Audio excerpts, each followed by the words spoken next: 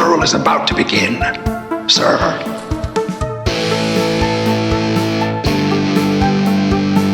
I think we just picked up Dracula. It's got a death curse!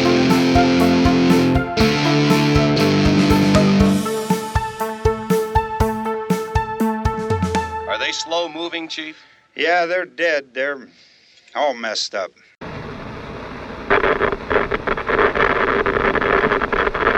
Welcome back to another episode of Never Not Horror. I am Steve Clark. And I am Rich Hansel. This is episode 13 of our deep dive movie reviews, and we are right smack in the middle of Halloween October. Yep, so fortunately for all of us, we got 5 Wednesdays in October this year, so that means you get 5 episodes, a little bonus one there. So this is going to be our second deep dive movie review. Last time we did the WNUF Halloween special. This one, that was my pick, so this time it is Richie's turn. And Rich, what movie are we deep diving into? We're going to take a good look at 2007's Trick or Treat. Oh yeah, Trick or Treat. This has become a season staple, I think, for a lot of people. Yeah. I mean, it's called Trick or Treat. It just oozes Halloween. Yeah. So, good fun anthology style movie. Done in a very unique way. Yeah, we'll get into unique. all that, but I love that. I mean, it's not just your standard. It's not like Creep Show where you just got distinctly different stories. It's very cool the way it works. So excited to get into that. Talk about Trick or Treat. If you are new to the podcast, welcome to the show. We break these down into 4 sections. First, we'll talk about our history with the movie, if we have a history with it, and then we will get into some fun fact, behind the scene, cast and crew kind of things. And at that point, we will dive into a full plot walkthrough with spoilers. So if you have not seen the movie, that is when you're going to want to pause the podcast, go watch the movie, and then you can come back and hear what we have to say about it, unless you want it to be spoiled. And Yeah, if we that's can the spoil case, it for you. To each their own, so if that's what you want to do, have at it. And then we will wrap it up with our official Never Not Horror Howls ratings from myself and from Rich. So excited to get into this one. So Rich, this was your pick. So what is your history with Trick or Treat? My history is pretty late in the Trick or Treat lifetime. It's been around since 2007, but I don't think I saw it until probably around 2018. Okay. Around there, maybe. I didn't even know it existed. It actually didn't have a theatrical release in the United States. Okay. In 2007, so you couldn't see it there. It was a straight, and this was kind of before it was going to, your movies, were going to straight to a platform, whether it be HBO Max or Netflix or what have you. Peacock, Paramount Plus, Apple TV, Shudder.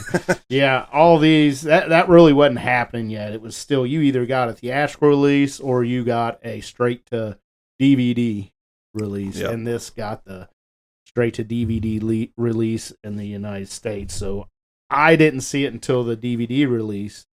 And I want to say it was, I didn't even see it when it was released on DVD exactly. It was still years later. Might have been the Blu-ray release of Trick or Treat, I believe. All right. But me and my daughter watched it, and we both fell in love with it. I don't want to give away my rating yet, but she loves it. My daughter Jolene does, and it's one that we will probably watch every Halloween season. I like it. Well, I am in a similar boat as you. I did not see this movie.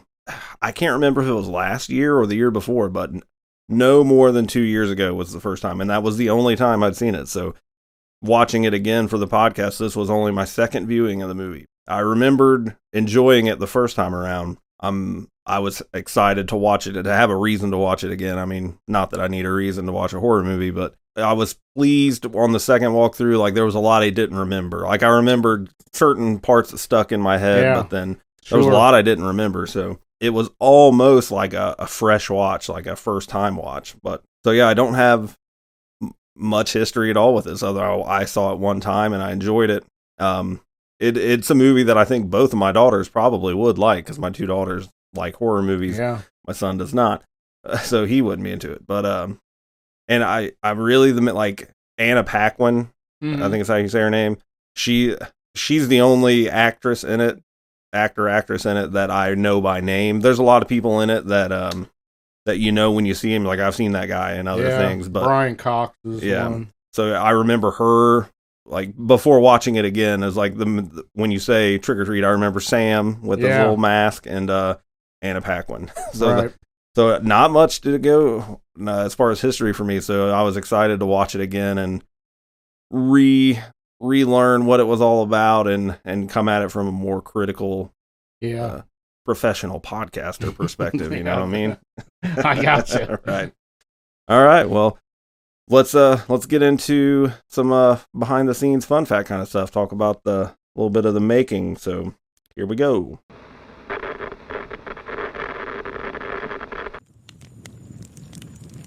It's time for a history lesson.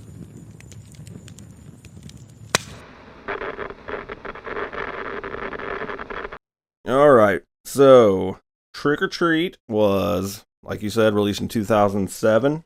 Already just hit on it. Anna Paquin. I think at the time she was riding. I don't know if what's the vampire show that she was in on HBO? True Blood. True Blood. We watched it. My wife and I watched it for not out. Kind of, how you always taper off at the end of a season. It just it doesn't get as good. It loses its flavor there towards the end. But we watched probably the first 3 seasons. Okay, see, I watched the first episode or 2 and I enjoyed it, but then I did what I do a lot and I never watched any more of it. So around that time she was also in the X-Men movies. Mm-hmm. So she was the most recognizable for me. But what do you got on cast here? Brian Cox plays a character named Mr. Krieg.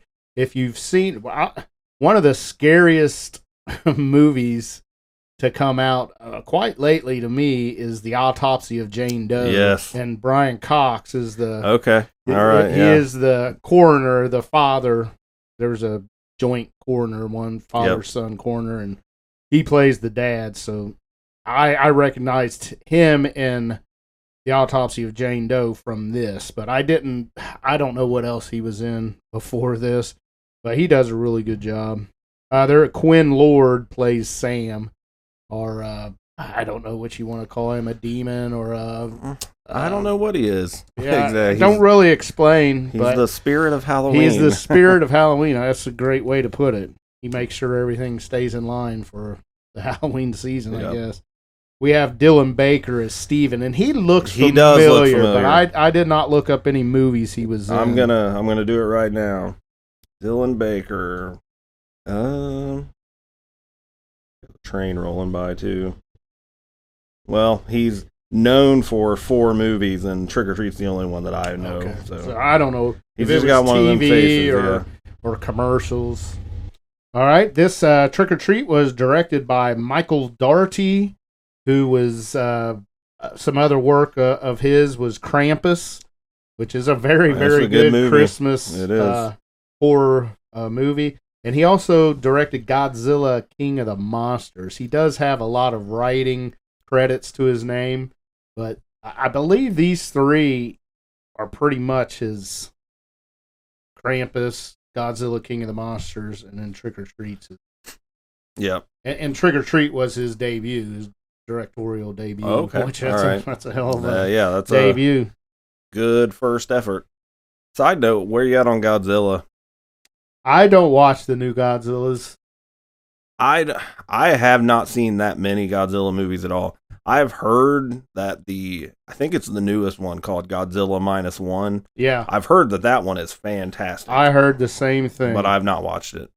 The original, like the Japanese version, the very first one, that's a really good movie. Yeah, I enjoy watching that. That's kind of a thing with me when I find something I really like King Kong. Yeah. Like Frankenstein, like Dracula. It's hard for me to even want to watch. Like a modern remake. Like Superman, 1978 Superman is it for me. That's the superhero movie of my life, and I've never watched another Superman movie. So I don't want. I know That's it's not fair. going to hold up. That's fair. I like it. All right. Okay, so back to Trick or Treat. So, I mean, there's a ton of people in this movie. It's got a huge cast. It does. And there are faces you'll recognize, but in general, it's just a lot of there's no major stars. No. Like I said, Anna Paquin's probably the biggest star, and at least at that time, I don't think she's even that big now. Yeah. But yeah, it's a huge cast, tons of set pieces. We'll get into it as we get into the walkthrough, but calling it an anthology is almost takes some explaining, because it is. It's 5 separate stories. I think it's 5, but they are intertwined in a way that is really cool. It's really well done. I've seen somebody compare the way it's made, and it made sense to me. I can't remember who it was. It was on a YouTube channel, but he compared the way it was made to Pulp Fiction. Oh, yeah, I can see that. I mean, Pulp Fiction's not considered an anthology, but there's a lot of stories going on. Yes. Multiple plot lines, and they jump around. Yeah. So that's if you've very much seen like that. Pulp Fiction, that's kind of how Trick or Treat's made in a way. I definitely agree with that. So budget stuff, what do you have here? This is this is probably the worst I've seen, but the budget was $12 million. 2007, that was probably... That's decent, yeah. Yeah. That's not nothing. Not a blockbuster. Sure, but it's, I mean... around that same time as when Lord of the Rings and stuff have been out with their huge budget. Right. So, but the box office, it didn't have a theatrical release, so that's hard to find in the U.S. It did have a theatrical release in the U.K., United Kingdom, and that was $27,900. And now I did watch, so that's it. Yeah. As far as box office. Yeah. But I did look up the DVD sales. Okay. And the Blu-ray sales, and those combined have made $12 million total. Okay. So they've made their money back, and I'm sure if you count posters and streaming, action figures, Sam stuff, T-shirts, they've. Let's talk about so Sam is interesting because he's not a villain per se. No. He really only comes into action in a couple of the skits at all. Like he's just a bystander a lot of the time, but he is it's such a good look. Like he does. It's creepy. It's vintage costume. I mean it's really cool, and we'll talk about more in spoilers when we get into the plot. But Sam is a cool little guy. If you haven't seen the movie, if you see the cover or like the poster art for it, he's a little kid in an orange suit with a burlap sack on his head, little trick-or-treater kid, and he's interesting. And he gets his name from the I guess it Celtic holiday. Oh, Samhain. Yeah, it looks like Samhain, but it's pronounced Samhain. Yeah, as Donald Pleasance says, right, Samhain. Yes, that is how it's spelled. It is. But so it comes from that.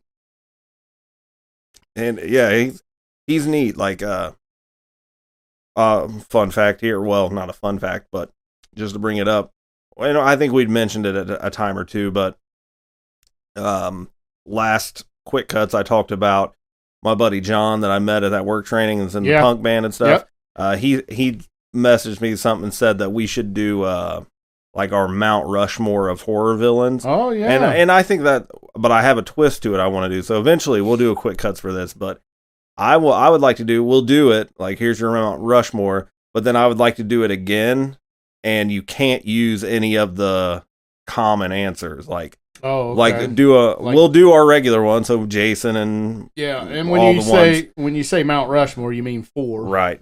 So I think we'll do one, and then we'll do it again. But say you can't say Jason, Freddy, Michael Myers, Leatherface. Yeah, that would be fun. Yeah, we'll get into the more obscure, and I bring that up because I could hear an argument for saying, even though he's not a villain, not like them, I could have just horror legacy like. I could hear an argument to have Sam on your B tier around Mount Rushmore. So so that would be cool. But now as far as sequels, there have been sequel's rumored to be started way back Yeah, in I've like heard that. 2010 or something, and it got shelved. And then they started a writing process, which just got confirmed by Michael Dougherty. But then that writer's strike that happened kind of shelved that in 2023. So it was getting close. Gotcha. But it's got to be back in the works. But my goodness, that's a long time. I mean, if they started a movie right now, it would take until 2027 for it to At come least, out, and it'd be 20 years between part one and part two. So I don't know if you want to touch it at this point. I mean, I'm sure eventually someone will do something with it, but it still holds up. It doesn't. It does, and it doesn't look like an almost 20-year-old movie. It does not. No, I'm surprised that it is. Very, very surprised. Yeah. So we're rating the Rotten Tomato deal. This one's interesting. I haven't seen this yet, and I think it might be a glitch in the Matrix or something here, because so the tomato meter, which is the critic score, is an 81%. Wow, that's reviews very better well. than I thought it would be. There is no popcorn meter. Wow, which is the people, but I do not believe that people have not rated this movie on the Rotten Tomatoes. So I think something must be wrong with the website. Yeah. But I did, when I was trying to figure out what the deal was here, I did learn that the popcorn meter, the way they rate way they get their rating, is it is the percentage of users who rated this movie 3.5 stars or higher. So so it's not a total average of ratings. Okay. It's the average of people that rated it 3.5 or higher. Oh. Which is a fun fact to know. Yeah, yeah. So I don't know, but what the people say on IMDb, 6.7 out of 10. All right, 6.7 out of 10 on IMDb. That's a little. I don't want to talk. I don't want to talk about it to spoil my Never Not Horror. He was gonna say it's a little high. A couple other things before we get into the walkthrough. Interesting, and again, if you ever want to learn more about the movies we cover, the fun fact, behind the scenes stuff, a lot of this comes from IMDb or just stuff we'll find out about online. But I saw this, just fun little things. So this says that it's at around 9 minutes into the movie. The kid with the lollipop in his mouth who peeks in the girls when they're changing, when they're trying on the Halloween costumes. Yeah. That is Quinn Lord. Yeah, that is Sam. Who plays Sam. And I heard that they wanted an adult, like a little person or something, but Michael Dougherty wanted the movements of a child, so he insisted that it be a real child. Yeah. Anna Paquin's character, Laurie, is named after Laurie Strode. I saw that. And this one's interesting. So there is and again, we'll get into all this when we do the walkthrough, but there's a segment where there are several disabled children in Halloween costumes on a bus. Yep. And the performers under those masks playing those kids all had real disabilities. Oh, really? And according to the disabilities or injuries, and it says here, and apparently they had a blast during the shoot. Oh, okay. Well, good. So, yeah. But yeah, fun stuff. I mean, some of the fun fact stuff on this is spoiler territory for the rest of the movie, so we won't get into that yet. I guess a fun fact is that Brian Dougherty come up with Sam in college. There's actually a short you can watch. He did it for a project, and it's called Season's Greetings. So check it. It's only like 7 minutes long, if that. It might be shorter than 7 minutes, but it's a little short that he made in college, I think, for an assignment, and it stars Sam. And it's really, really good, I think. It has a lot of Halloween aura about it, so check that out. Yep. Season's Greetings. Sort of like how Art the Clown wasn't just First and Terrifier. Right, All Hallows Eve, which I still haven't seen. Yeah. All right, well, without further ado, this is your morning. If you have not seen Trick or Treat, you can watch it. I watched it on HBO Max, I believe. I have it. I own it on Amazon. I purchased it a long time ago. So. I'm wanting to say it's on other things too, but I think I watched it on Max. But it's available, not hard to find. So if you haven't seen it, go check out Trick or Treat, and then come back and see what we have to say.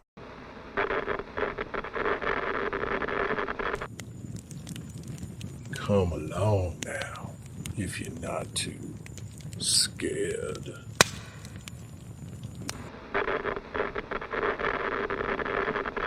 All right. Rich is your pick, so you are taking the lead on the walkthrough. So let's get into Trick or Treat from 2007. All right, Trick or Treat opens with a 8mm type recording of a public service announcement, and it is the rules for trick or treating. And the narrator says, "Always stay on sidewalks, never go into strangers' houses, never go out alone." So that's your rules. Mm-hmm. It's not as good as the rules from WNUF Halloween No, special. it's not. I like those rules better. You can get a needle infected with AIDS. Yeah. Okay, then we then see someone pulling a wagon with a jack-o'-lantern. You don't get a good look. You see the shoes. You see like the lower body, and they're pulling a jack-o'-lantern. And it's got a wagon that has jack-o'-lanterns in it. And they cross the street, and a car has to slam on the brakes so not to hit the person. We hear a little bit of chuckling. You assume that's from the car. Now we see a couple walking home from a party dressed up in costume. And there is a woman dressed as a robot and a man dressed kind of as a, I don't know, what's he dressed as? All in black. I think he might be like an executioner type. Something like that. Yeah, but they're dressed up, and the woman's not having a good time. The man, you assume is her husband or boyfriend, is wanting to continue the Halloween, but the woman, they walk to their front door or front gate and blow out. She picks up a jack-o'-lantern and blows it out. He's complaining that the rule is you're supposed to keep it lit till at least midnight, right? When Halloween is over. So she broke a rule here. She did. Yeah, as far as the husband's concerned. So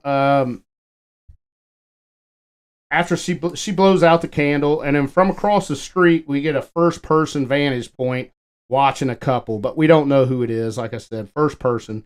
And then the man tells the woman that there are rules to Halloween and that she's going to upset someone. And the man is obviously horny and is trying to get her to come into the house, but she says she's going to take all these decorations down. And there's a lot of decorations. Yeah, that seemed. I mean, that's going to wait for tomorrow. Yeah, you're not going to pull all that down now. But she does say that if she don't do it now, he's not going to do it tomorrow because he's going to be too hungover. He's going to want to watch football, and it's not going to get done. Yep. So she's going to do it now. And as he kind of gives her some a horny look. and she rolls her eyes and says, "Go put in the tape." So apparently there's this sex tape. Yeah. And I mean, we were to assume. Yeah. So he all of a sudden gets excited and gets to get out of tearing the decorations down. So he runs in the house and he's out of the picture for right now. And the woman starts tearing the. Yeah, they have like ghosts hanging all over or are they hanging or are they like statues? They are on like a 2x4 base. Like during crosses. Yeah. So they got ghosts all over the yard, stuff hanging in the trees. They went all out. Yeah. She unplugs the lights. Yeah, there's creepy things hanging, arms and severed arms and legs. So they did a good job. As she's tearing down these decorations, she looks across the street and sees this kind of creepy looking guy staring straight at her. We get a little tension here, and then suddenly a car pulls up, and that person pulls his mask off and jumps in this car and says, "Hey, let's go. Where are we going?" Right. So she's paranoid at first, but now she's let her guard down because she saw that happen. Oh, everything's okay in her mind, now. Mm-hmm. So the woman starts putting the sheets in a box, and one of the sheets jumps up out of the box, and we get a nice jump scare there. As soon as she throws a sheet in, it jumps back up at her.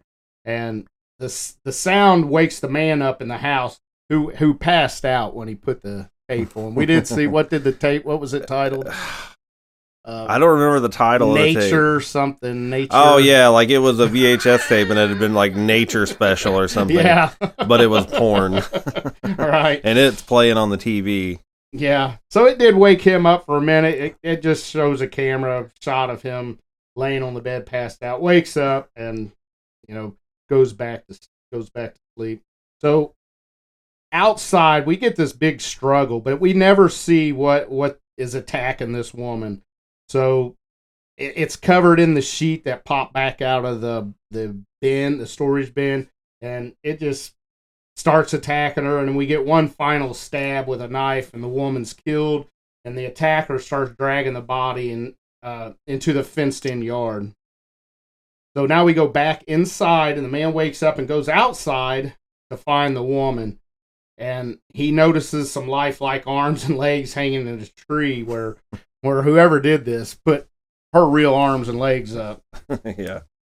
And so when he turns around, he sees one of the ghosts that's made out of the sheet. So he pulls the sheet off, and it's the woman's head cut off, put on a 2x4 with a sucker shoved in her mouth. The man screams, and then finally our opening credits roll over the top of comic book squares, which is really neat in my opinion. I love that. Little throwback to Creepshow. Yeah. I was gonna throw in here too the girlfriend or wife or whatever she is in this. She looked familiar to me, and as you were talking, I remembered what I knew her from. So yeah. Her name is Leslie Bibb, but she is in the newest season of The White Lotus, which is a show on HBO Max. Oh, okay. It's not a horror show, so. But my wife and I have watched all the seasons of that show. But I knew, I watched it this time. It's like, I know her from stuff, but I could not place it. So she is in The White Lotus. So does she look quite a bit older than she did? Not really. She's aged really well. Damn. She looks very, very similar. All right, so some of the you get a couple of writings on this comic book as the credits are rolling, and some of them I'll just go over some of them. 4 Tales of Terror, and we get the sackhead creature in orange pajamas carrying a sucker, and that's going to be our Sam character. Mm-hmm. And all this is again on comic book squares. We get one that says Warren Valley, Ohio, Halloween night. Did you notice that? Yep, Ohio. Yep. And then it says these traditions were started to protect us. Always check your candy. Lori, just some names and things thrown out here. Wear a costume to disguise yourself as one of them. Who is the man in black? There's really good haunting imagery in these comic books. I mean, really, really good. I thought they did amazing with them.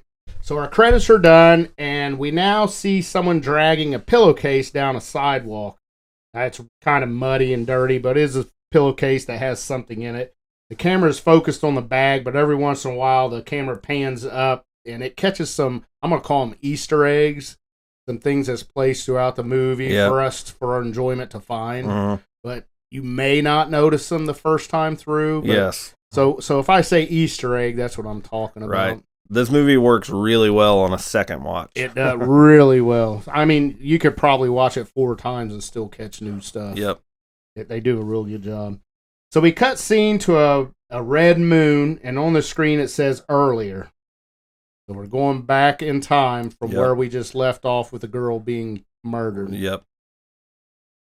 The camera pans down, and we see a huge Halloween party going on. We get a news lady talking about the sleepy town of Warren Valley, Ohio, and their annual party. The news lady gives a time of 8 o'clock. So we're at 8 p.m. Now inside a costume store, we see a group of 4 girls shopping for costumes. They're in the fitting rooms and all come out on the count of 3 to reveal their costumes to the other friends. So 3 girls come out, but one of them doesn't come out. She's reluctant to come out. She's shy. She just doesn't want them to see her in her costume. But the other girls are dressed up in kind of sexy Disney princess attire. There's definitely a Cinderella. I think there's a Snow White. Snow White. Yeah. Yeah.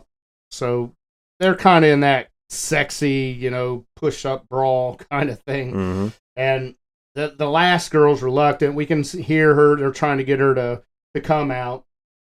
She finally says she'll come out if they don't laugh at her. he finally steps out and is dressed in a little Red Riding Hood and very not sexy. This one? It don't have the bosom poking up, but it looks good. This was the PG Red Riding Hood costume, and this is our Anna Paquin actor is playing the girl in the Red Riding Hood outfit. The other girls kind of snicker, and next they need to meet their dates. So they don't have dates for this big Halloween party they're getting ready to go to. So they're talking amongst themselves, and let's go find some boys so we can take. Mm-hmm. As the girls are checking out of the cash register, one of the girls asks the cashier, he's kind of dressed up as an elf, if he would like to go to a Halloween party with her. He says yeah, and she tells him to meet her at Sheep's Meadow in 45 minutes. So Sheep's Meadow is just a hangout place, I guess, of teenagers. And like a lover's lane kind of thing? I would think so. So now we see a boy knocking jack-o'-lanterns off a fence. When the boy comes to the house, he walks onto the porch where there's a basket of candy with a sign that reads, "Sorry, we're not home. Please help yourself to one piece." We've all seen this before. Mm-hmm. The boy laughs and he starts to dump the whole bucket into his bag. Suddenly a voice says, "That can't be good for your diabetes, Charlie." And it's a man, and he tells Charlie to sit down. The boy looks super nervous. You know who this is? I forgot about this already, but the kid that plays the actor that plays this kid, he's the kid from Bad Santa. With is he really? Yeah. Okay. Both Bad Santa movies with Billy Rob Thornton. Yeah, that curly-headed, chubby kid. Yeah.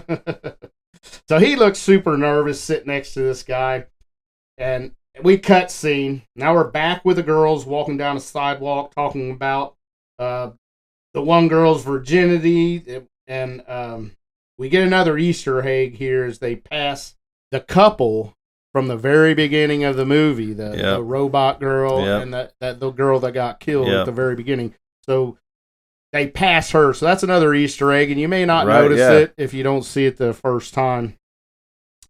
So we learn that Red Riding Hood's name is Lori. The other three girls are trying to give Lori tips on how to pick up a date. She's kind of the odd girl out, and they're talking like she's a virgin, and we assume, it's a sexual thing. So trying to give her tips to pick up the date for the party. They're talking about her first time, in quotes, first time, and we assume it's the sex they're talking about. The two girls also don't have dates. Tell Lori to watch them and learn. So they're going to go, "Hey, watch us. Right. We're going to show you how to do it." So the two girls walk up to a news crew, which I assume was the newscaster that was talking at the beginning of the movie about the Ohio Valley, Warren Valley Halloween party.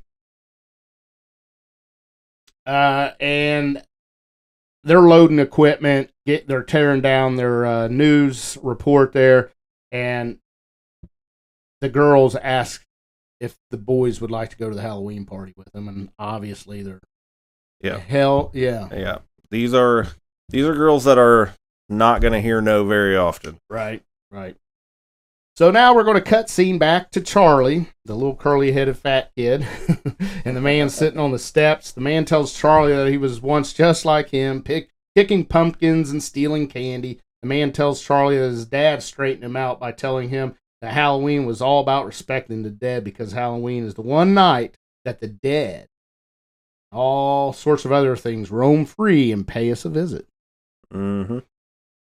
The man says that all the traditions that they have today to be used to protect us, but nowadays no one really gives a crap about them. They're not seen as protection against the dead that walks amongst us. Charlie starts to cough and choke on a piece of candy suddenly, and the man gave him, he did give him a piece of candy earlier. The man, not caring that Charlie is choking, tells him that there's one more tradition: always check your candy. Mm-hmm. So he slipped old Charlie something here. Yeah. So now Charlie starts violently vomiting up this. It is brown. Violent is the word. Oh, it's very nasty. It looks like pure chocolate. It's just coming out of his mouth like a fire hose. Oh man! So all of a sudden, the Charlie kid passes out on the man's lap.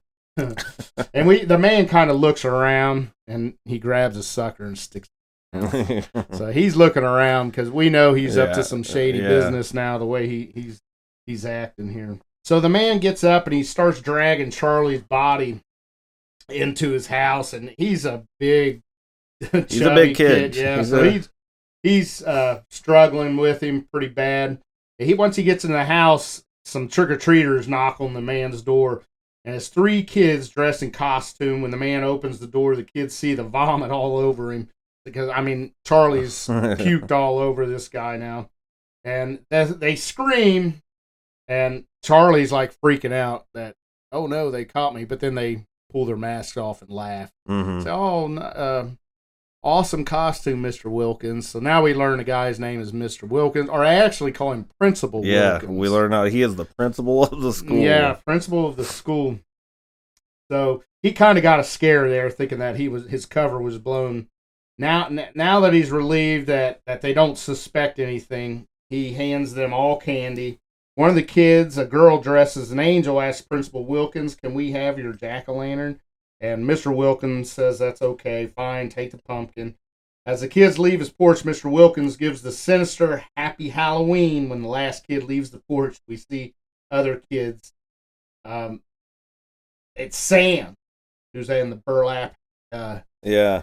So he's watching from right. He was right behind the last kid. Yeah. So he's in line next to get candy, and he gives him a little bit of candy. Mm-hmm. So that's a little bit of an Easter egg, I guess. You're right. At this point, on a first watch, you don't know who Sam is. Right. Yeah. So Mr. Wilkins offers Sam a piece of candy, and he takes it, and he shuts the door. We're now back with the girls who are at the news van with the guys drinking beer. One of the girls tells Lori that she needs to find her a date. Lori says she will meet up with him later after she finds the date. The girls gets in the van and they drive off, leaving Lori looking for a date all alone.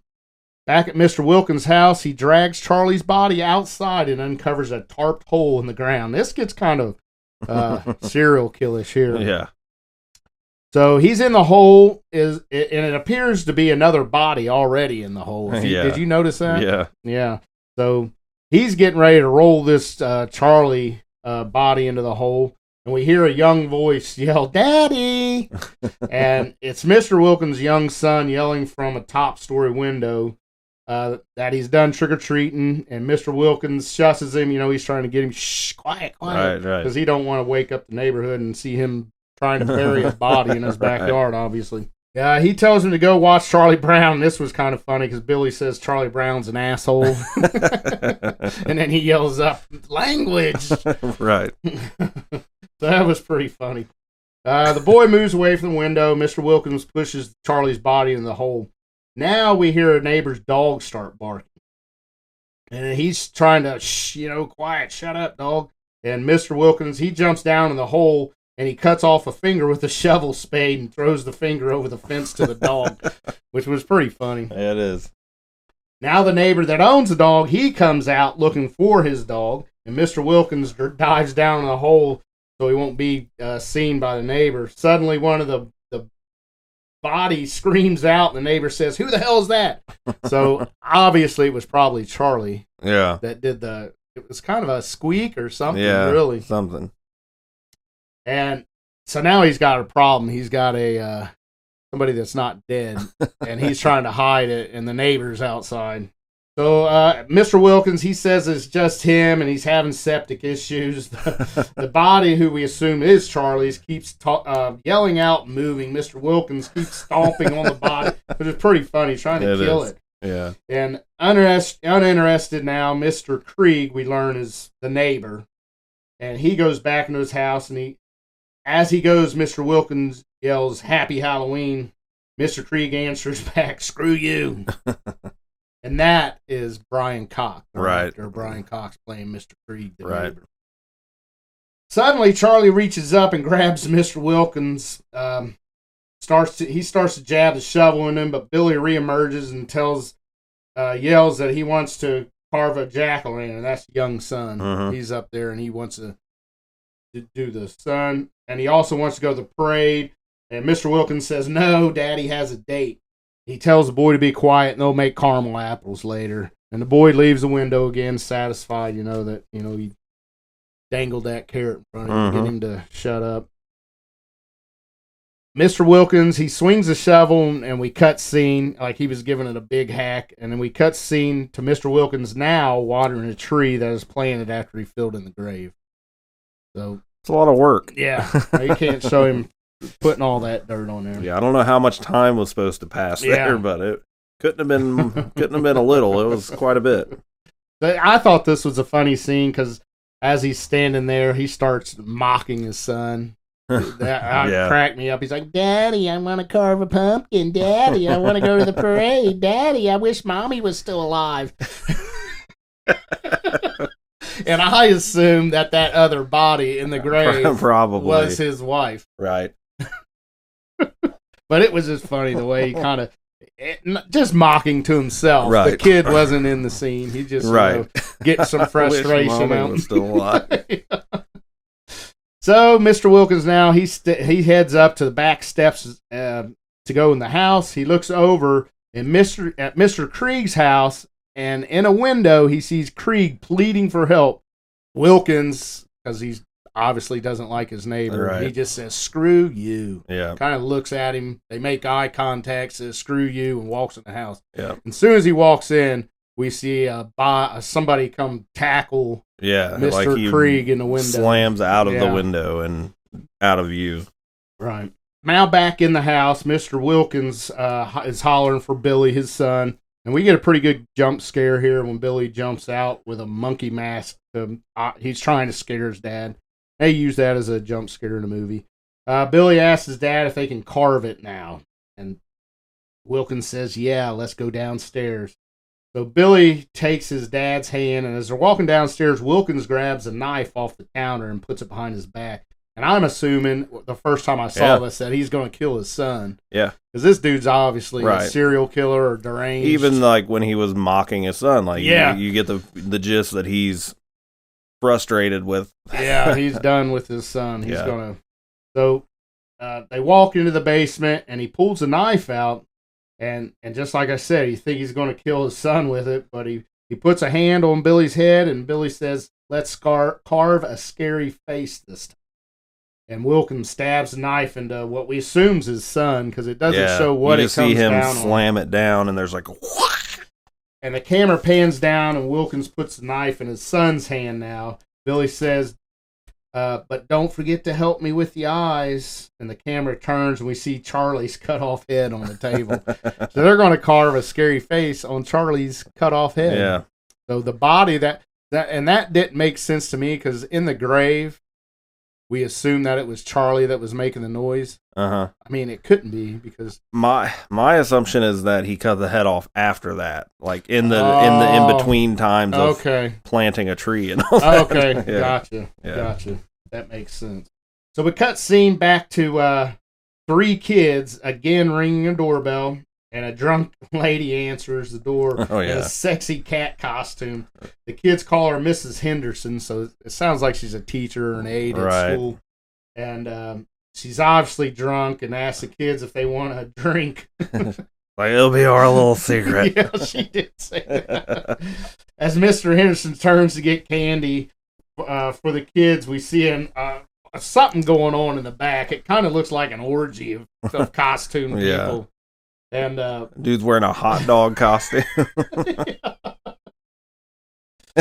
and we see it's the same 3 girls that asked Mr. Krieg for his pumpkin. Yeah. And again, this time the girl dressed as an angel, asked to have her jack-o'-lantern. Mrs. Henderson says, "Be safe out there," and she shuts the door.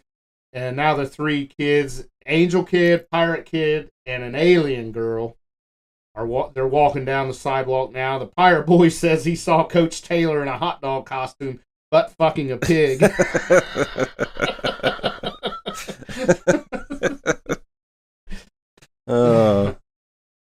Another boy dressed in skeleton mask pushing a cart with 3 pumpkins in it approaches him. The angel girl, who seems to be the leader of these now 4 kids, asks, "Is that it?" And the boy says sorry. Some asshole went up and down the street smashing all of them, which was Charlie. Yeah. Another throwback. Yep. The boy says, we have 3. Isn't that enough? And the angel girl says, almost.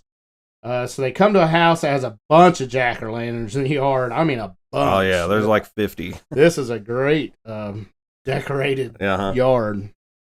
And I want to mention that this whole movie is loaded with Halloween vibes. Oh, yeah. I don't know if I've ever seen another movie that spews Halloween decorations and fall vibes like this one does. It really does. It's just every house that you see, for the most part, is just like the best house you would ever see in real life. which isn't far-fetched because it has the biggest annual Halloween party in America, right, as the news lady said, or in Ohio. Mm-hmm. But I mean, it's a huge deal in this little town. So yeah, I mean, there is no shortage of Halloween vibe in this movie, the whole movie. Yep. So in this house with all the jack-o'-lanterns in the yard, a young girl walks out of the house in a witch costume. The kids say, "There's Rhonda the retard." Another says, "She's not retarded. She's an idiot savant." God. Yeah. So this girl, she joins the group, and the skeleton boy introduces himself as Schrader. So we got a name for the skeleton boy now. His name's Schrader. And the witch girl's Rhonda. So we're starting to slowly learn these characters' names. Now we cut scene, and we're back at the festival, the big Halloween festival. We see a man in a black costume making out with this girl in an alley, like a back alley. The man's kissing the girl and comes up with blood all over his mouth, and he's got fangs. And the girl starts screaming, but with the loud sounds from the festival. Is that the parade also? Yeah, it's the parade going on, so no one can hear. And even if they could hear, they think it's just another actor. Right. Because there's so much going on at this Everybody's party. in costume. They're screaming and hollering and laughing, and everybody's dressed in bloody garb. Yep. So, she does not stand out. Yeah. She starts running from the man and falls down in the streets, and a lady helps her up. And again, it's the same couple from the very beginning. It's the robot lady that gets killed at the very beginning, helps her up. And her boyfriend, the one that went in to watch the sex tape, he says, "Come on, she's drunk." Right. And they leave the bloody girl in the street thinking she's only it's only fake blood all over, and she's just drunk. Right. So the man in black grabs her up again, and now we see him sitting the girl's lifeless body up against this wall where some other drunk people are also, so she still doesn't stick out. She just looks like a drunk person. This guy, the man in black guy, it's almost like a Zorro mask or something. Like he does. You can see his mouth and his chin, and that's it. Yeah, and his fangs. And he's all in black. Yep. So after that, the man in black, he just takes off and he kind of disappears into the crowd of partiers at the festival and parade. So now we're back with the kids in the wagon with pumpkins in them, and we see them walking one by one through a pumpkin patch, and this totally reminded me of Charlie Brown. Great Pumpkin, Charlie Brown. When we see Lucy and Linus, Charlie Brown all walking through that pumpkin patch one by one. Yeah, there's definitely some influence. Yeah.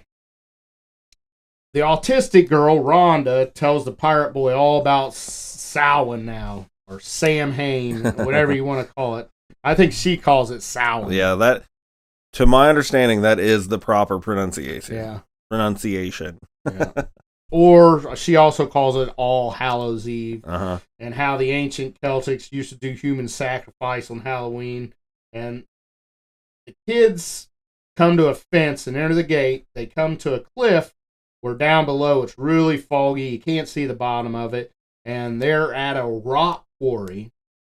And they ask the girl dressed as an angel. We find out her name's Macy.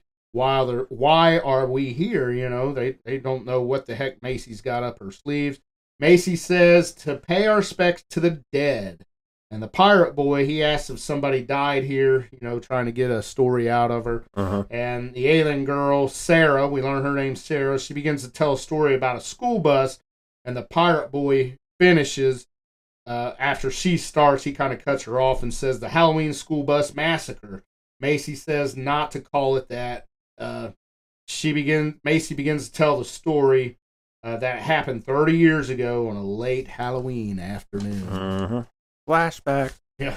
Yep. And as Macy starts, we get the flashback scene of a bus with kids on it who were not typical kids, they say. They were 8 of them, and they were troubled, disturbed kids who their parents sent them to school miles outside of town so nobody would learn their dirty little family secret that they have a disabled or mentally challenged kid. Right. But that day, this particular day, Halloween 30 years ago, the driver took a different route. A boy in a vampire costume.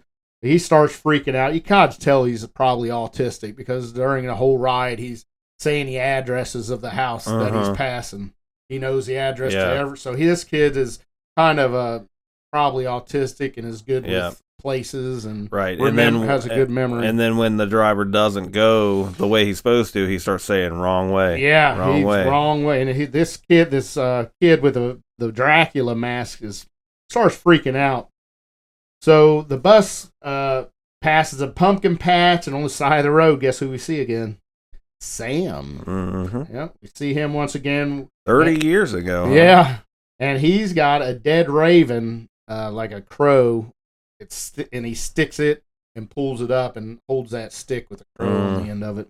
So instead of taking the troubled kids home, the bus driver took them to this abandoned rock quarry. The parents had grown exhausted, apparently, and embarrassed of their weird kids, and they were willing to do anything to ease their burden. Macy's continues telling. So the parents put money together to give the driver to chain the kids in the bus, chain them up in the bus. But so all these kids are chained. Yes, like shackled. Yeah. But the vampire boy, he breaks from his chains. The driver is checking everybody's chains to make sure they're chained up. And he's giving them all a piece of candy. Yeah. And as he's checking the chains, that's when this kid, he breaks away. The vampire kid. And he jumps into the driver's seat and he gets the truck started and drives off. And it goes off of the cliff into the quarry and the bus sinks. Now Macy explains that the driver was never seen again, but we see if the flashback that the driver did indeed make it out. The bus was never seen again, and far as everyone knows, it may still be down there, and so are the kids. Ooh. So that's our reason to be here. Our local legend. Yeah, and Macy's reason for wanting to be there. So Macy explains how there were 8 victims, and they have the 8 jack-o'-lanterns each, one representing a lost soul. They need to leave the pumpkins by the side of the lake as an offering to those who died. The kids must go down an old wooden elevator to the bottom of the quarry and put the jack-o'-lanterns down there by the lake. Macy, Schrader, and Sarah are the first to get in the elevator. There's only room for 3. They explain to the pirate kid and Rhonda. So Rhonda and the pirate kid are staying up while the other 3 kids go down. It's kind of like a mine shaft elevator. That's what it looks like, yeah. It's kind of creepy, and it does have a wrought iron gate. It's hard to believe it works. Yeah, I don't know how it does. Because I know why it worked. Because it was in the script. You did it again. But Macy says that they'll send the elevator back up with the key so they can unlock the gate. They can open it up and they can come down to join them. So the 3 kids get lowered down and we're cut scene as they're lowering. Now we're back at the festival and we see Lori still looking for a date. This poor girl in her Red Riding Hood costume. So she's frustrated. She can't find a single guy. She sits down, and here we get another spotting of the very first couple again. Did you notice that here again? I mean, they keep showing up, which is awesome. One of the girls calls Lori on the telephone, or cell phone, and says that they have a guy there for her, and he's some kind of dorky guy dressed up as a baby, obviously drunker and shit. He has a diaper on and a bottle. Hefty fella. Yeah. we see the man in black. He's starting to stalk Lori in the background. Yep. The guy from earlier that had the fangs and yeah. So now we're back in the quarry, and Rhonda and the pirate boy, they're waiting for Macy to send that elevator back up. And we hear a howl, and Rhonda utters werewolves, which was pretty awesome. The pirate boy, he's nervous as hell. The elevator comes back up, and the two kids get on, and they head down to the bottom of the quarry. As the elevator is descending, we hear the other three kids screaming and crying. You just hear like something bad's going on down there. And remember, it's real foggy down there, so you can't see the bottom, but they hear all the screaming and crying going on. Now the pirate boy is terrified. When the elevator reaches the bottom, the three kids are nowhere to be found. So Rhonda gets off the elevator, and pirate boy, the boy dressed in the pirate costume, he stays on. Rhonda says, "Don't let the candle and the jack-o'-lanterns go out. They will protect you." Mm-hmm.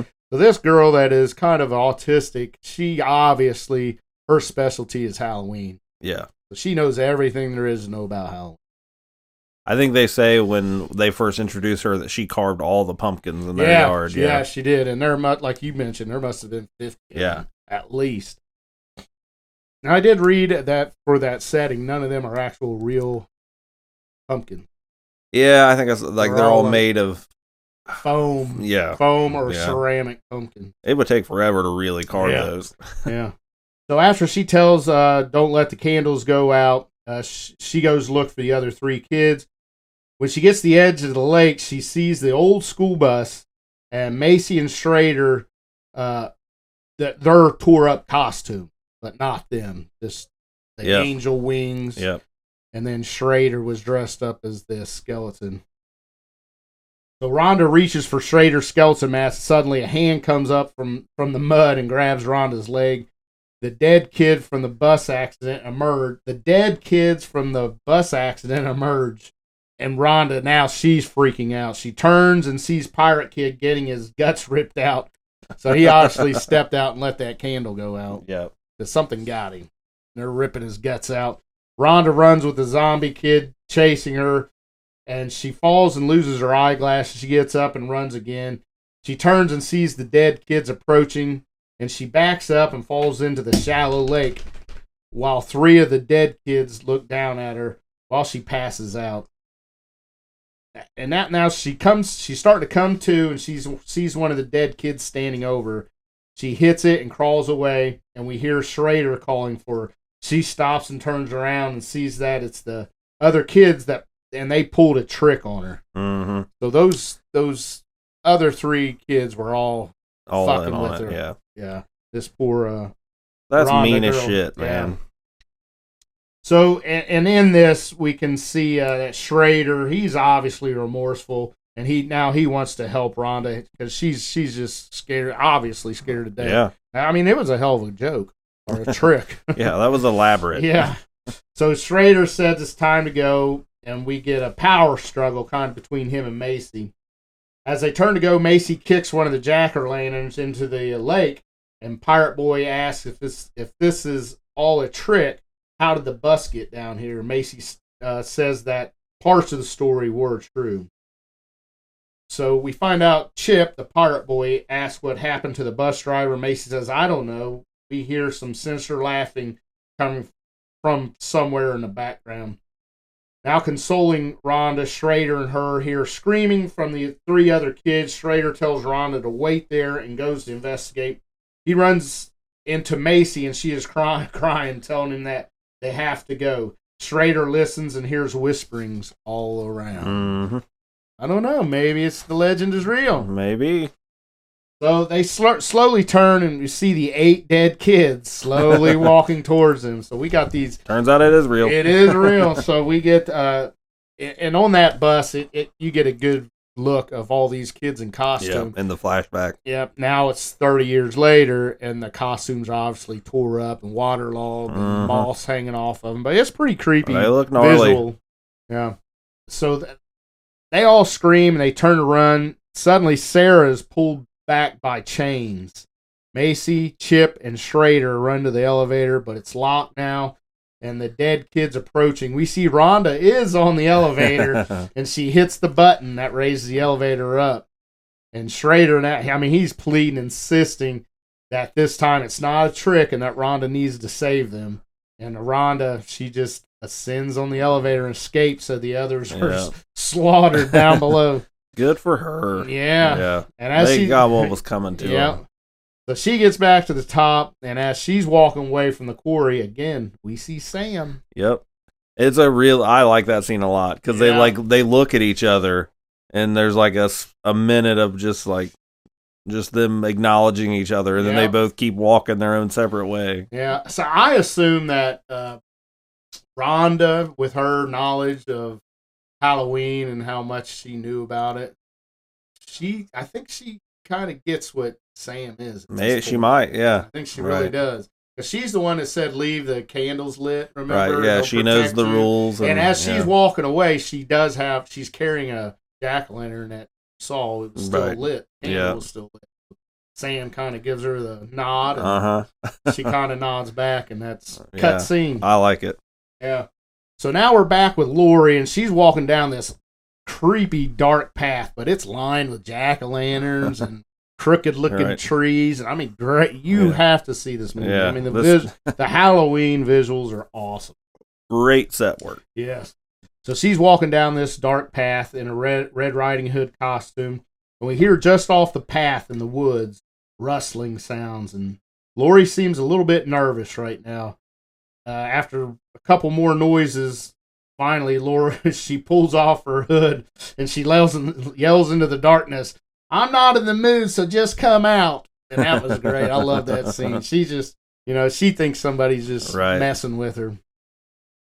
So now looking around, Lori turns, and now right in front of her is the man in black. Yep. So he's stalking and found his next victim, and it happens to be Lori. So she screams in fright, and we cut scene. Now we're back at the party, and we see the other girls who they seem a little bit worried about Lori because she still hasn't showed up with her date that she was supposed to find. And one of the girls I thought was pretty slick after you see the final of the movie, but the finale of the movie, she says, "Mom always said she was the run of the litter," and it doesn't mean nothing at this point. No, it will later. Yeah. So back with Lori, we see the man in black grab her, and he forces her up against a tree, and his fang teeth, and he starts licking her face in like this sexual predator kind of way, and he's biting on her neck and licking on it, and he whispers to Lori, because she's got this Red Riding Hood suit on. He whispers, "My, what big eyes you have," and he bites Lori in the neck. Yeah. So now we're going to cut back to the party, and someone lets out this blood-curdling scream, and we see a body fall from the tree. And it looks like Lori, and it looks like she's got a Red Riding Hood cape on. It's kind of covering the body. Yep. So it falls straight out from the trees to the ground. Everyone gathers around the fallen body, thinking it's Lori. The identity still hidden behind the Red Riding Hood cape. When one of the girls pulls the hood off away, we see it as the man in black. So something went wrong when he tried to abduct little Lori. Yeah. And he immediately starts pleading for him to help him, and he's kind of disoriented and looks like he's had his ass kicked. Yes. And he's, help me. Suddenly out of the woods walks Lori. Got a little swagger to her now. And she has blood on her neck. And it's kind of rolling down her white part of her suit. Otherwise looks fine. All the girls are happy that Lori's finally back and made it to the party. One of the girls goes up to the man in black now, crouches down as he's laying on the ground, and pulls his fake fangs out of his mouth. That was pretty neat. That was good. Yeah. So she pulls these fake fangs out of his teeth, out of his mouth, and then she takes his mask off, revealing to us the first time the identity of the man in black, and it is Mr. Wilkins, Principal Wilkins. That dirty deed doer is a serial killer. That child murderer is also a sex predator murderer. Yeah. And this just is all tying these stories in, and the way they do it is amazing. Yeah. I absolutely love it. Not for 1 second did I suspect that was that guy. They kept his, I think the teeth in his mouth help, and then he had the Zorro mask on. Yeah. But man, I didn't know it. No, not at all. I had no suspicion at all. Yep. So the girl tells Wilkins that she's glad he's going to be Lori's first because she likes him. We still think like Lori's going to be raping this guy. That's what I'm assuming. You know, like, wow, she's her first time. You can even see a flicker in him, and he's like, this could be fun. Like, what? So Wilkins, now terrified, he asks who in the hell they are, and he starts looking around. He sees all the dead bodies all of a sudden that we see, like the news reporters are dead, and the guy at the beginning at the costume, he's dead, and he's just seeing all these bodies, just noticing just now, ripped out throats and things like that. Wilkins screams and he pulls his cape away, and we see he has a compound fractured leg, so he can't run nowhere. No, it's pretty good. I think makeup. I think it's pretty good. So Lori tells her friend that she's nervous, and the girls, they tell her it's fine and just be yourself. And music starts playing. I love this part. Yeah. This is my favorite scene of the movie. the Sweet Dreams, the Eurythmics songs, but the Marilyn Manson version starts playing in the background. This is awesome. I'm getting excited. Getting fired up. Yeah. So with the music playing, Lori kind of sexually walks up to Wilkins, and she straddles over him, man. Moving sexually, she whispers into Wilkins' ear, and this was great too. Great line here, because she just repeats the line that he gave to her. Well, first she says, "It's my first time, so just bear with me." And then she tears open his shirt, and all the other girls start dancing and taking off their clothes and stripping down to nothing. Now all the girls, they start transforming into werewolves. So we're finding out that these girls are a pack of wolves. Yeah. Including Lori. She starts transforming, and they all start tearing away their skin, which is really, really cool. Yeah, it looks good. Yeah. We're used to seeing just skin or hair grow out of the skin. Not this one. They tear the skin off. Yeah, they were wearing skin costumes. Yeah, over their werewolf hide. So, it is really, really neat. And there is some CGI, but most of it is practical effects. Yeah. And they did absolutely it all looked good. Yeah. So this is when Lori, she kind of gets down. She's already there, but she kind of lowers even more on to Mr. Wilkins. She says, my, what big eyes you have. And then she launches down and we assume takes a big bite out of Mr. Wilkins. So now all the werewolves are howling. The music's still going. All hell's breaking loose. And once again, we see Sam sitting and watching. It looks like he's just enjoying what he's seeing here. Right. So there he is just again. Hanging out. Sam there again. Watching the feeding frenzy. So we cut scene and we get a graphic that says earlier. So now we're going back in time again. The costume kids walk up to Mr. Krieg's house to get candy. They knock on the door slowly, open, revealing 2 yellow eyes. Whatever it is, it growls and chases the kids off the porch and out of the yard. Mr. Krieg steps out of the shadows and calls his dog back, which we see has 2 fake yellow eyes strapped to his head. It's not a threatening dog. Right, it's a little bitty Jack Russell Terrier or something, little tiny thing. Yeah. So after those 3 kids run off the porch, they drop their bags. Mr. Krieg picks up the trick-or-treaters' candy bags and brings them into his house. He picks up a box of photographs. This is just, they just throw this in here. I like how they said, how are we going to, makers of the director's like, how are we going to get this story in? Well, just have him come back in his house and pick up these photographs and throw them in the fire. Yeah. We don't know what's in the photographs. We see him. It obviously it means something because he's burning these photographs. Right. Now he's sitting in his chair, Mr. Krieg, and he's channel surfing, and he hears something outside, and he goes to investigate. Chicken egg hits his window, busts on somebody's pulling a trick on him. Mr. Krieg grabs baseball bat because he's going to go bust some heads outside, whoever threw that egg. And once out, he sees a dog eating something. in this yard. And this is here we're tying Right. loose ends together here. Yep. And now we get the scene of this is Principal Wilkins burying Charlie's body in the backyard, but we're seeing it from Krieg's point of view this time. And I love this. I do too. Which now you know what his dog was eating in the backyard is the finger the finger he they cut off threw over there of the dead body. I assume it was Charlie's body. Yes. And we also get like another first person point of view from kind of off the area, but they're obviously watching. It's like we don't know who it is, but you know how Michael Myers, you look through his mask. Same type of thing.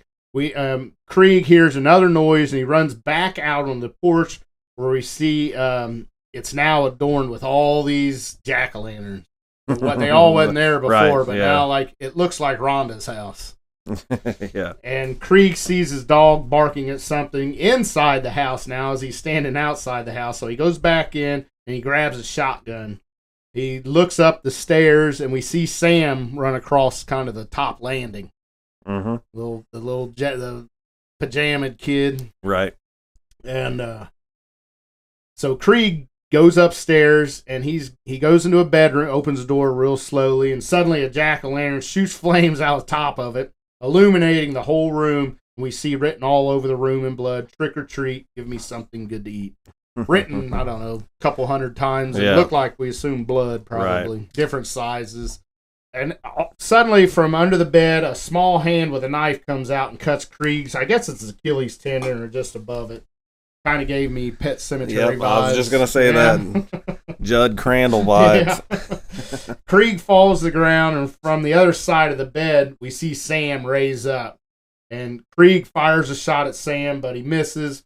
And he gets up and limps out of the bedroom, down the hall, and falls down the steps because he tripped over a bag of candy, which also had broken glass in it. When Krieg goes to stand up, he cuts his hand on the broken glass.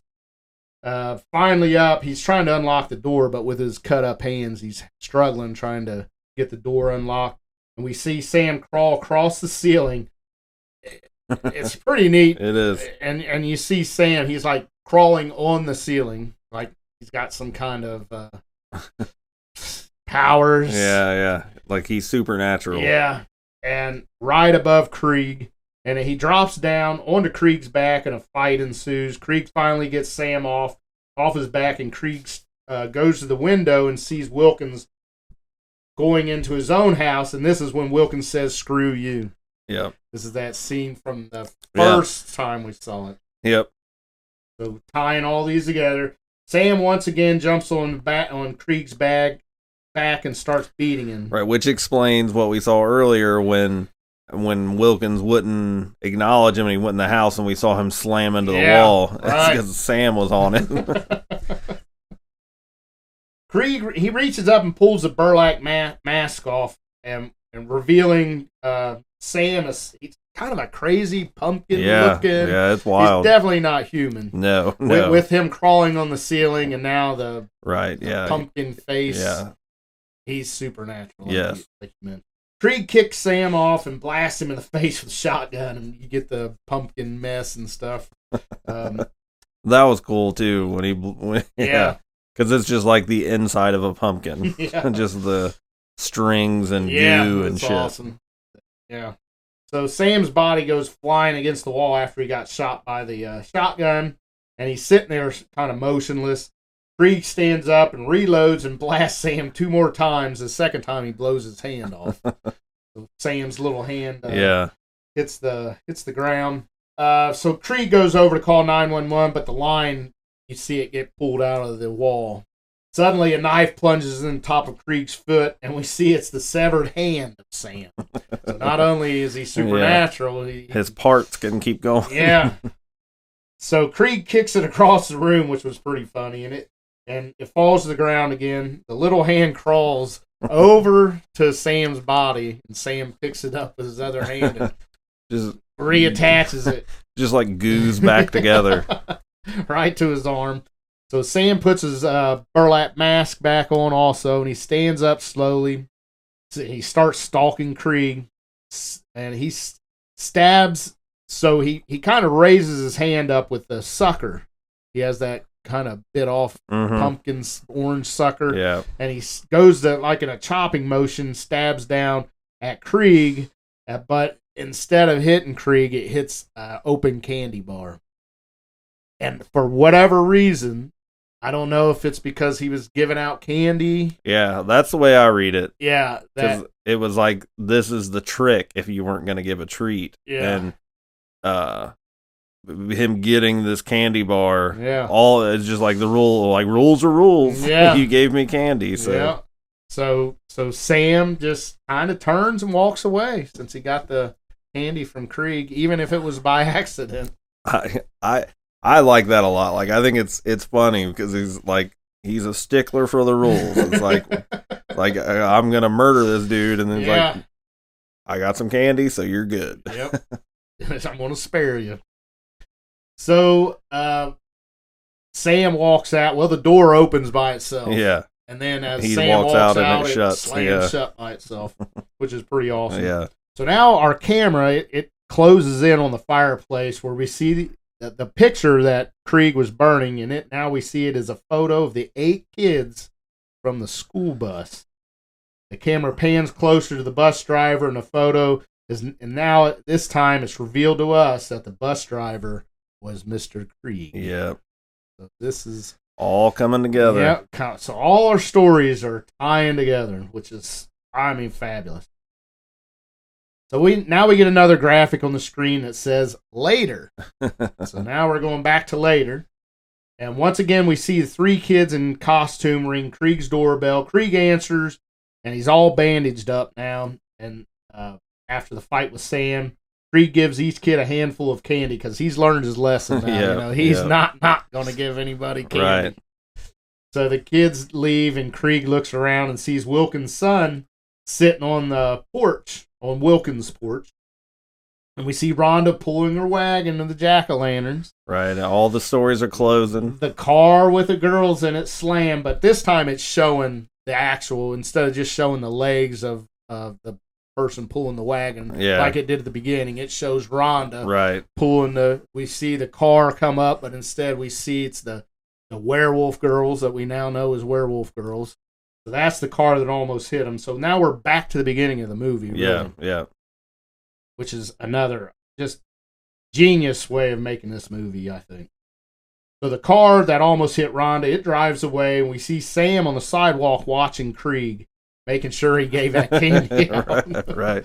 Sam turns back because he's satisfied, and he hears 2 people walking home from a party, which we now see is the couple. Yeah, the couple, the girl that blew the candle out in the jack-o'-lantern at the beginning, and which is a violation of Halloween rules. Yeah, so now we know that first attack was. We have come full circle. It was Sam, which we didn't know it at the very beginning. No.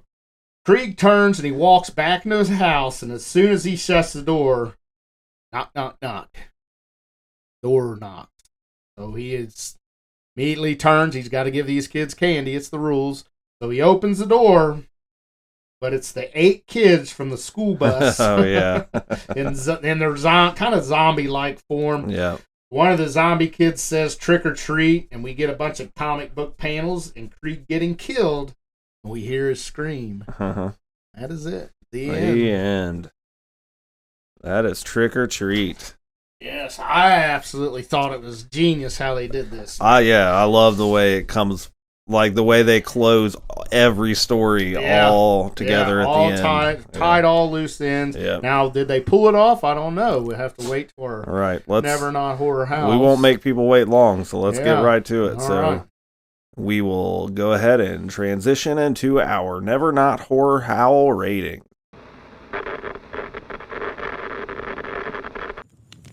The story told. How many Never Not Horror Howls will be given?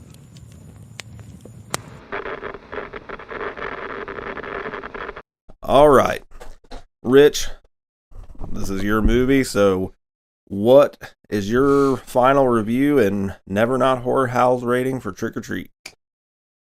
Well, I like the movie a lot. It it's confusing the first time you watch it. You're kind of lost. But the way it all kind of ties together at the end, it helps out. And I will say this is one that you probably need to watch. It's a good movie to watch the first time, but it's one of the few movies that you'll ever watch that it's better the second time you see it. Mm-hmm. Usually the first time you see a movie is going to be your favorite time seeing it. This one, I guarantee the second time you watch it is going to be more fun than the first time. Yep. And then the way they did that is awesome.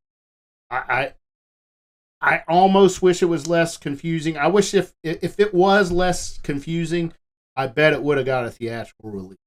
I could see people. They took a creative swing. They did, and I could see people that's watching the movie.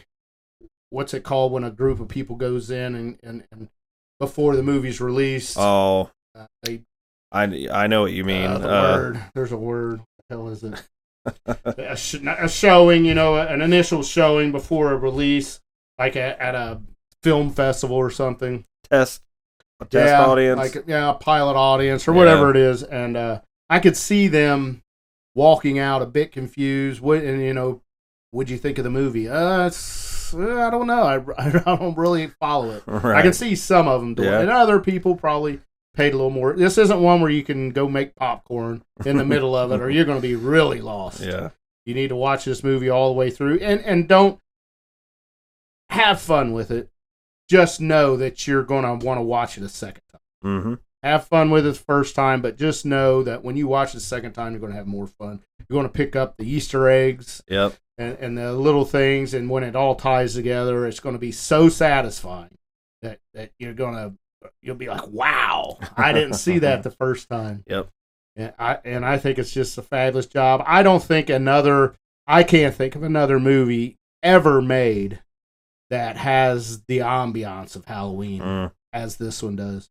I mean, this is as perfect as a setting that you could use. And I don't know who the set director was, but man, that guy, he has nailed it. Yeah, he did. I mean, it's a beautiful, beautiful Halloween scenes. Every angle, every camera shot, every single one is full of Halloween vibes. Mm-hmm. So if you're into Halloween, this is one that you need to see. So it's my turn to give my Never Not Horror How ranking. I'll start off saying this is one I watch every Halloween. Yep. Since I discovered it in, say, 2018, me and my daughter love watching it. I don't think my wife's seen it yet, but she will eventually. But me and my daughter love this movie.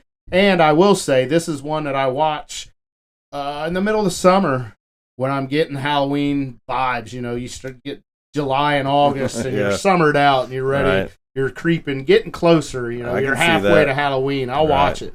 So this is not one I just watch during the spooky season. I'll watch this throughout the year. Probably 3 or 4 times a year, to be honest. I'll watch Trick or Treat.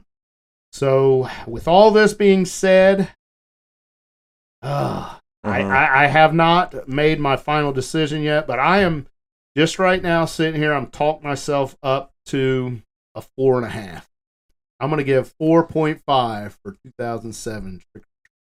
A solid rating. That's one of the highest. That's right behind Dracula, and Texas Chainsaw Massacre, and The Wolfman. All right.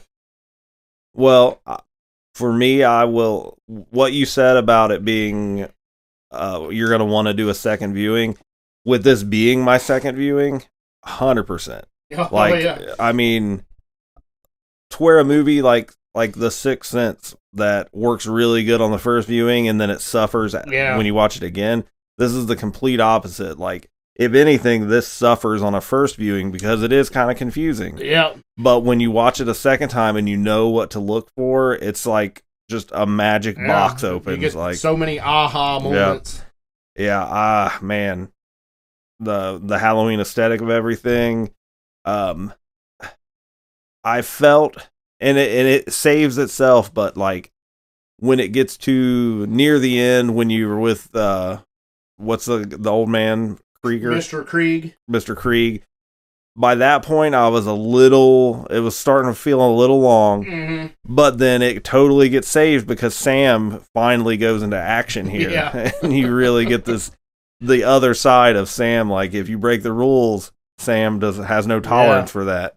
So at that point he redeems it. But I mean, it's a little long, but just, I mean, we can talk here in a minute, like because it just the way the anthology is made, that you have these 5 different stories that all intertwine.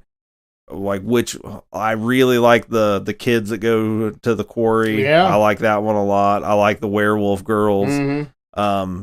There's not one I don't like.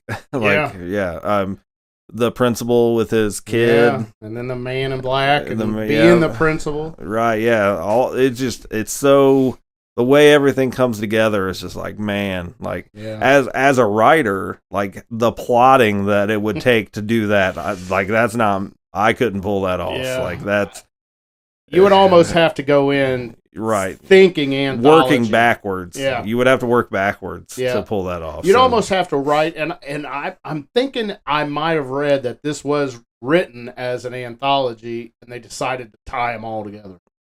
that's some hell of a job to wrap that back up. Yeah. Because it's just, as someone who really enjoys anthology movies, this is so unique in the way it's put together. It is. You can barely call it an anthology horror, but I guess you have to. Right, because it is distinctly different Mhm. stories that are all just happening in roughly the same time. But just the way, even the things, the first time I watched it, I remember the one that really stuck out to me was when the principal is going back in the house and the Krieg is yelling at him, and he tells him, "Screw you," and goes in, and then he gets slammed into the door. Yeah. And then an hour later, you find out what that was about. Right. Like, Yeah, it was just it's like, oh my perfect. God, this is so well done. So, I absolutely works so much better on a second viewing, and I really, really enjoyed it. For my Never Not Horror howls, I am going to match you at a 4.5. Wow, I Yeah. didn't think that. I thought 4. I thought you was giving I'm it 4. I'm going 4.5. I mean, awesome. the only knock I can give it is just a little bit long, Yeah. and you start to get a little tired at the end. But Sam saves that too. So I'm with you. 4.5 stars. So definitely, if you want to watch something that will put you in the Halloween spirit, Trick or Treat is the movie. Oh man, is it ever? Yeah. As I'm sitting here thinking, at the beginning of the podcast, we was talking about how I was kind of worried about a sequel. But as I'm sitting here thinking, I mean, a sequel doesn't have to have Mr. Wilkins, and it can be totally different. It could even be, with what we know that Sam was around 30 years ago, we could put him back in Victorian time. Right. And make an anthology that way. Just a completely different town. Yeah. Like a different time, different town, whatever. Like, I wouldn't want to revisit those same story, characters. Not at all. I would just not give me want to something see it. like a new batch of Something stuff. fresh, A new night of Halloween. Right. And that could be awesome. Yeah. At this point, I feel like we probably won't ever get it, but yeah, but then again, if the money's there for it. Then, yeah, and I would really hope that Doherty would write it. yeah. I hope he has a hand in it, because if it's not, I don't know if it's worth even attempting. Yeah. Sometimes when you change directions as far as directors and writers goes, it loses that magic it had. Yep.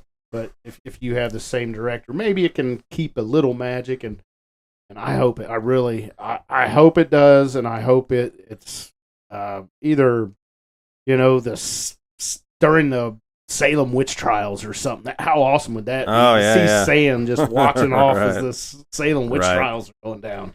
I would imagine you would echo this. I wish I would have come to this sooner, that I would have seen it earlier when it came out. Yeah, it's 2007, yes. Yeah, I mean, it had been out for over 10 years by the time I saw Yeah. it. So, yeah. And now, I mean, this is definitely going to be a staple of Halloween season for me. It's so fun. Yeah. Yeah, I liked it the first time, and I loved it the second time. So, Yeah. for Same sure. here. All right. Well, I think that'll wrap it up for our deep dive review on Trick or Treat. Definitely highly recommended from both of us. Next week will be our second round of quick cuts for Halloween themed October. And this time we're going to do because it feels appropriate. Mm-hmm. I can't say that either one of us were super excited to do it, but it's appropriate. So we opened the Quick Cut series back earlier this year with our ranking of the Friday the 13th movies. So it seems fitting that during the month of Halloween, we rank the Halloween series. So come back next week and we'll piss a bunch of people off as we rank our, which there are 13 coincidentally Halloween movies. 13 Halloween There are movies. more Halloweens than there are Friday the 13th by one. Yeah. So yeah, next week on Quick Cuts, we will rank our personal picks for the Halloween franchise in order of least favorite to favorite. If you enjoyed the show, please help spread the word about Never Not Horror. Like, rate, review, do what you do on the podcast platform of choice that you listen to. Tell people about it. We're slowly building an audience here. We are creeping up, Rich, on 1,000 downloads. Wow, heck yeah. Like, this episode will put us over 1,000. So by the time this comes out and the people that listen pick it up, we'll be over 1,000. So damn, we're going to that's pretty awesome. Drink a beer to celebrate that one. Right. So yeah, please spread the word. We're getting good feedback. We had a fun gathering the other night. We got to chit chat with some fans of the show. It was great. So great. Awesome. It's good stuff. Meet some of you guys out there. It's awesome. So keep the communication coming. Let us know. Tell us your opinions on the movies we cover and the Quick Cut topic. If you want to follow us outside of the show, go to youtube.com and search for Rich Hansel, and you'll find all of his videos. And Spooky Season continues. Every 2 weeks when we record, I come in here and there's new shit, and it's like, man, he's he finds the good stuff, so it's looking nice in here. If you want to check out my books, go to steveclarkbooks.com. You can buy signed copies on there from my shop, or there's links to Amazon, links to the show, links to Richie's YouTube channel. So everything you need to know, you can find on steveclarkbooks.com. So that will do it for today. Do all the things. Hope you enjoyed yourself, and come back next week where whatever it is, it's never not horror. Oh, yeah.